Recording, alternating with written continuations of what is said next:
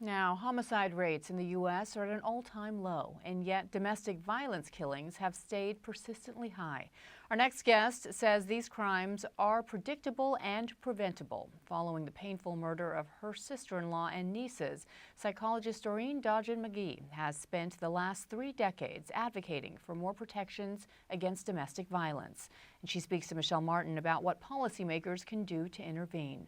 A warning, this conversation contains topics such as rape and familicide that may be disturbing for some viewers.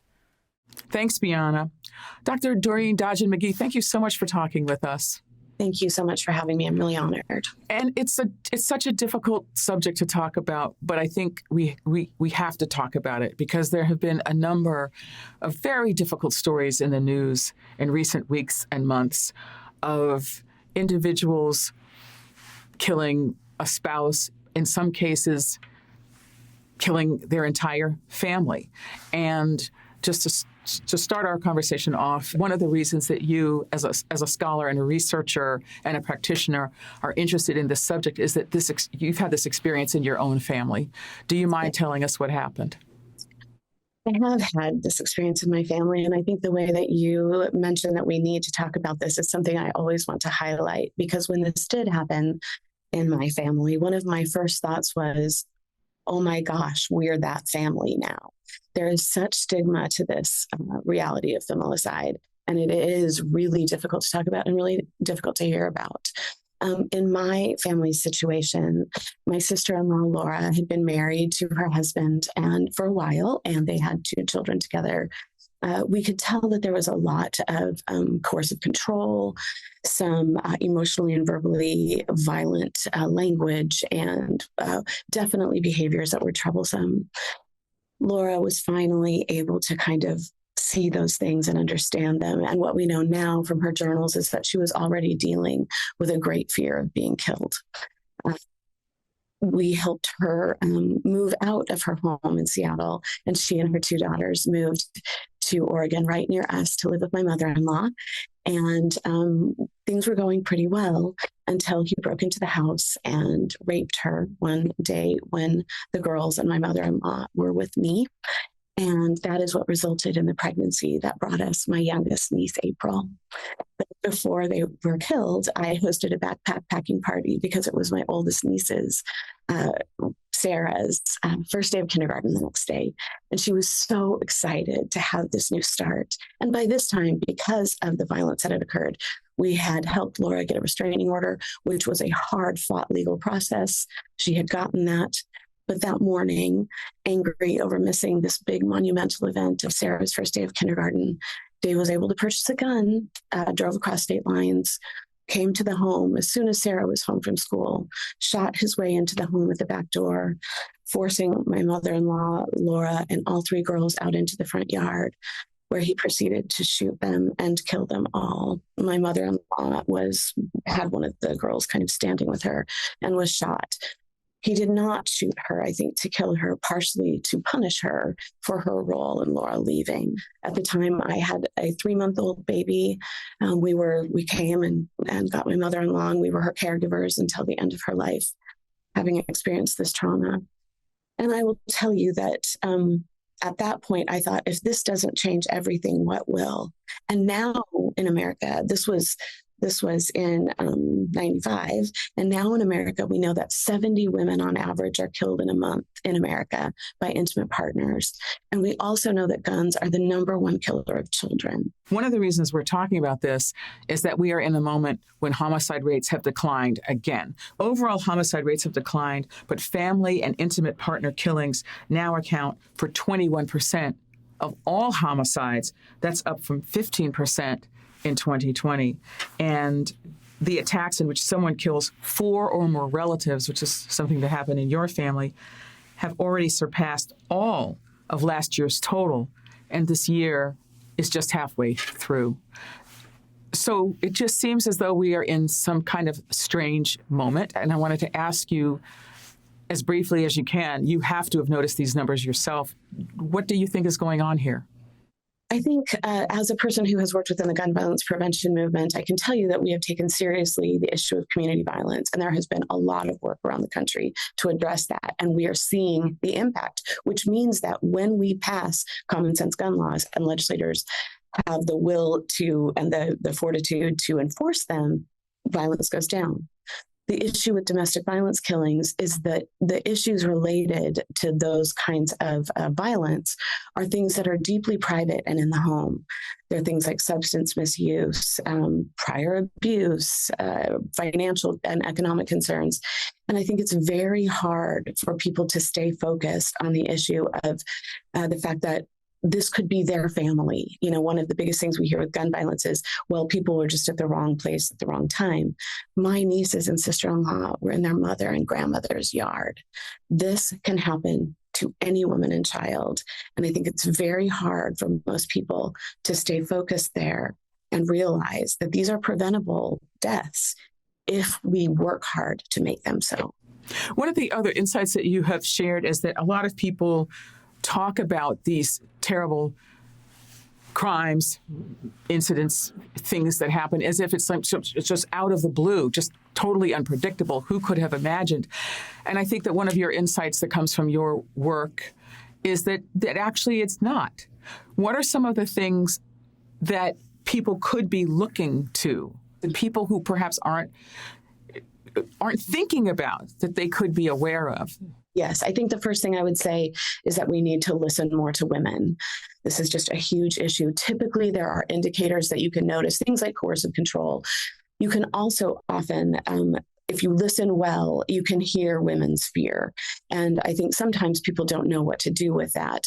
Once there has been kind of either a disclosure that a woman feels afraid, or if a woman continues to talk about the fact that their partner has firearms and that concerns them, if people around them are willing to dig in and find some resources, it can be helpful.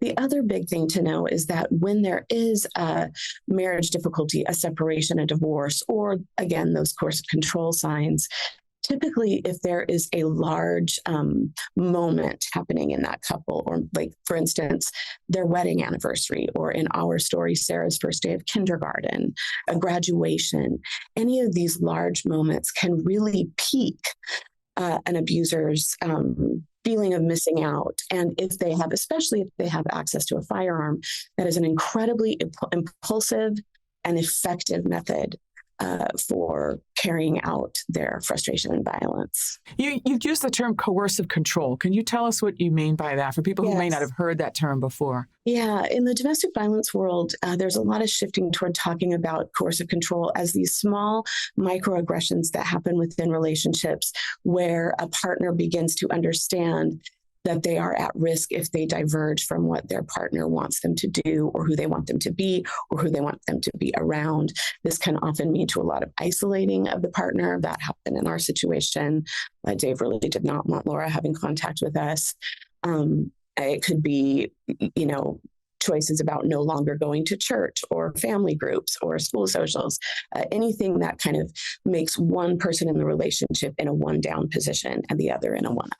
Well, what are some of the other ways that coercive control could be exercised if it's not physical violence, or if it's not just physical violence? There can also be a kind of what is called a weaponization of support people of the spouse. So the abusive spouse can kind of make the spouse who is being controlled believe that, for instance, their family is against them, a therapist is against them. So they really do isolate. This could also look like verbal put downs. It could look like reputation collapse, where an abuser really works to kind of put the person at risk's reputation in question and people around them, so that they then in fact need the abuser more. Well, like what? Like, oh, you're crazy, or you're incompetent, or you screw everything up. You can't. My wife is so dumb. My wife has no idea. Posts maybe in social media that put them down, unflattering posts, things like that. You indicated that you in the family, you got hints that your sister-in-law was that there was something not right in the relationship. What about the kids? Did the kids show signs of being ill at ease with their dad? They did. They were very hesitant to be with others. They were afraid. They talked about being fearful of their safety when they had visits with dad. Visits were supposed to be supervised, but they talked a lot about fear.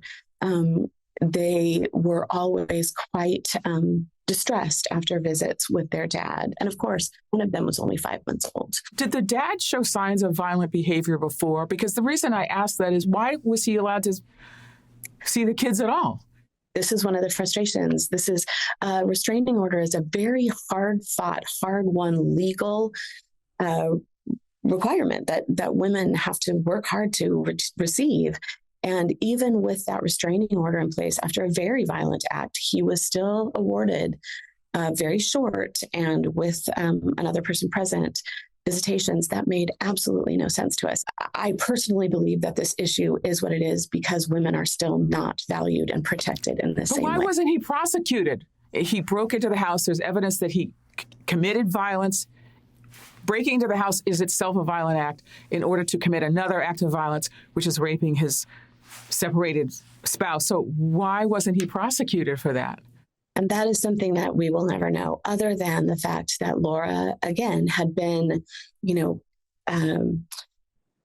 over time, very much taught to believe that her voice should be questioned. It took us a long time to convince her to even seek a restraining order. And so a lot of that also happens where women are fearful of bringing forward what is going on because of the ongoing abuse that has occurred and coercive control that just leads them to believe that they are worth nothing and that they have no power in protecting their children. I want to talk a little bit more about access to guns, because the research shows that access to a gun does make an abusive partner 5 times more likely to kill a woman. 85% of intimate partner homicides, suicides involve a firearm. And I just wonder what that tells us about the relationship between domestic violence and gun access.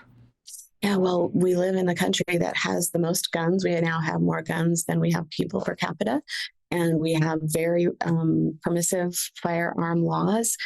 And so it's not surprising, again, that the presence of this particularly intimidating and effective method of causing death increases the chance of that occurring in a situation that is already potentially volatile and where a person can be angry and impulsive. So while that statistic of 70 women on average in America are killed a month by a firearm, hundreds more are threatened and injured, but not killed. And this is why common sense gun laws work. They are lowering community violence. If we could pass specific common sense gun laws that would lower the chance of family homicides, that would be incredible. And there are at least 4 ways we know could do that.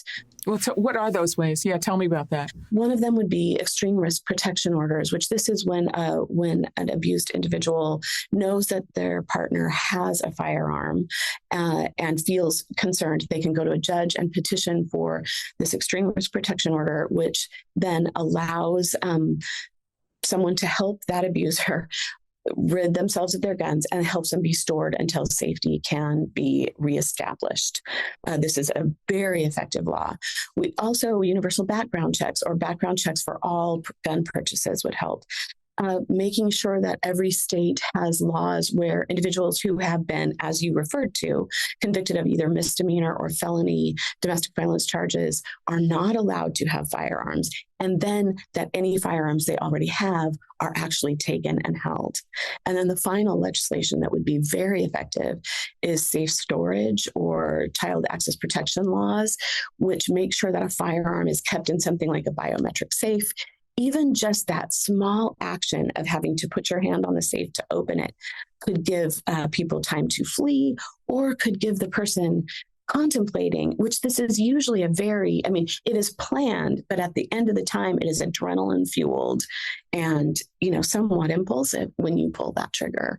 And so those laws could also be a huge help in this situation. How would having to get a gun out of a safe keep somebody who was on a rage, who was in a kind of a rage tantrum, like your relative was, stop them. And you're saying, just because you're saying maybe that rage tantrum could pass, or that rage tantrum could give the other party time to figure out an exit strategy. I think that's very emotional. I think all the time about the fact that, if he would have had to have a safe in his car that he had to get that gun out of. And if he would have been, if he would have paid attention to the fact that he was looking into the eyes of his 5-month-old baby, maybe he couldn't have changed his mind.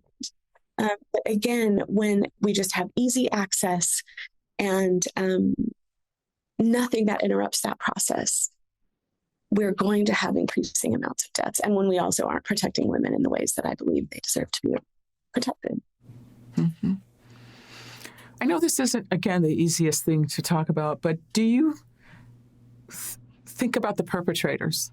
Like, why do they do this? This is a tricky issue even within my family. For me, I had to come to a place where I could say Dave did not understand what was going on. And I can't live hating him. And it was eating at me. And it's a very hard place to be, that he was a hurt person who hurt people. But now what I find myself thinking about more than even the perpetrator of the violence is the people like their parents and their family. I think a lot about the ripples of trauma that in America, probably now every city is living with, that no one is really talking about. And I don't know if Dave's parents or family ever got any support, or if they just had to live in shame and fear. And this is another issue that until we really start addressing all of the cultural and family trauma, we are raising a whole new generation that's at risk of doing the same exact thing. Before I let you go, if someone were listening to our conversation and was worried about someone in their family and thought, gee, I think that something's not quite right and I want to be helpful here, what are some of the ways you could open up that conversation? Thank you for asking that. The first thing to do is to look within your state to see if you have an extreme risk protection law, or they are also sometimes called red flag laws. There are people within each state who can help a person move through that legal process. And it is a quick legal process, but it is a fully vetted and safe legal process. I would also encourage people to seek out sources like Brady, Everytown for Gun Safety, Newtown Action Alliance. They oftentimes have resources that can help people tap into, how do you begin to talk about the reality of fear of potential death at the hands of your partner in such a way with therapists, because a lot of therapists aren't also aware. So you can gather resources there that can help empower that person. And I think finally, the thing that I would just say over and over and over again is believe women. If you have a niggling feeling that something isn't right, ask questions, come with a few resources, listen well, listen over time until a woman feels safe to tell you, and then find the resources in your community that can be of help. Well, Dr. Doreen Dodgen-Magee, thank you so much for talking with me. Thank you. And if you or someone you know needs help in the U.S., call the National Domestic Violence Hotline. Around the world, Yuen Women or the Pixel Project has a list of resources for you.